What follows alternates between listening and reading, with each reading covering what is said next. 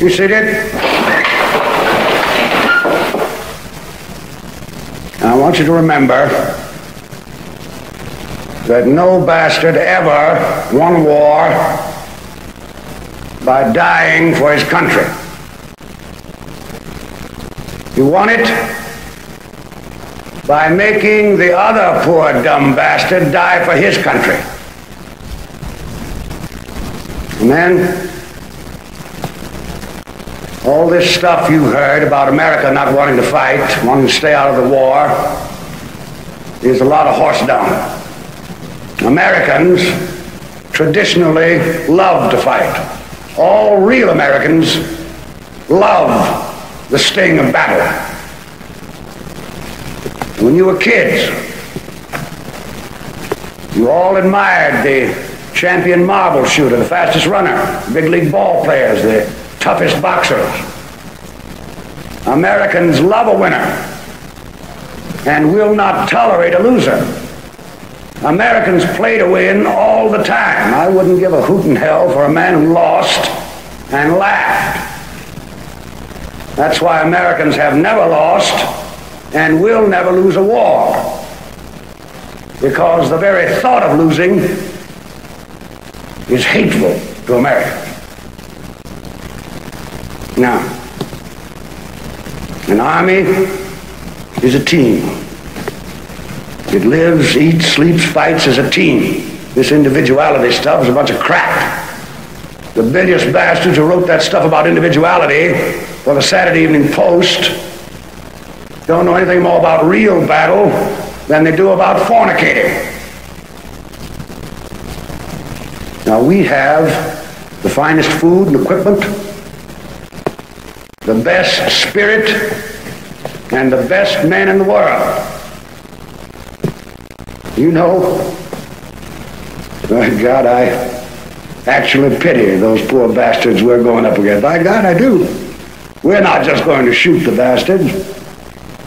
We're going to cut out their living guts and use them to grease the treads of our tanks.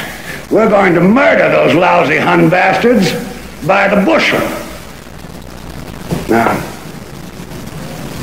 some of you boys, I know, are wondering whether or not you'll chicken out under fire. Don't worry about it. I can assure you that you will all do your duty.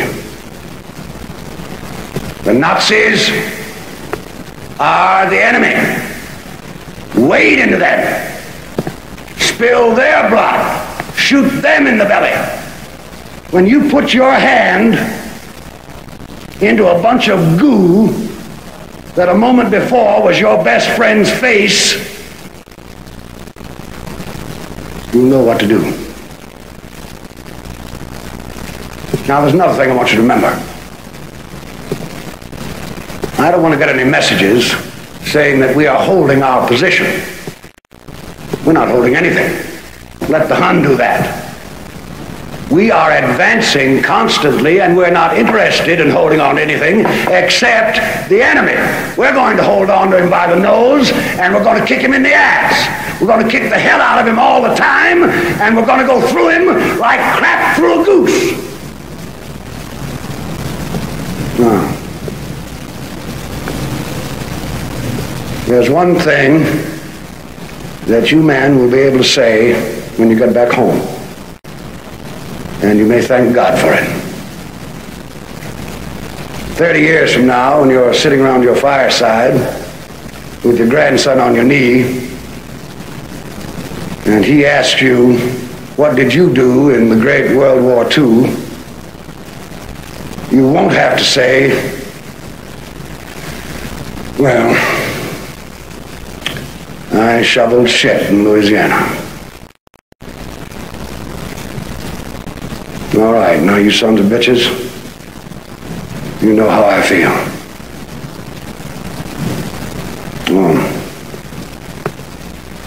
I will be proud to lead you wonderful guys into battle anytime, anywhere. That's all.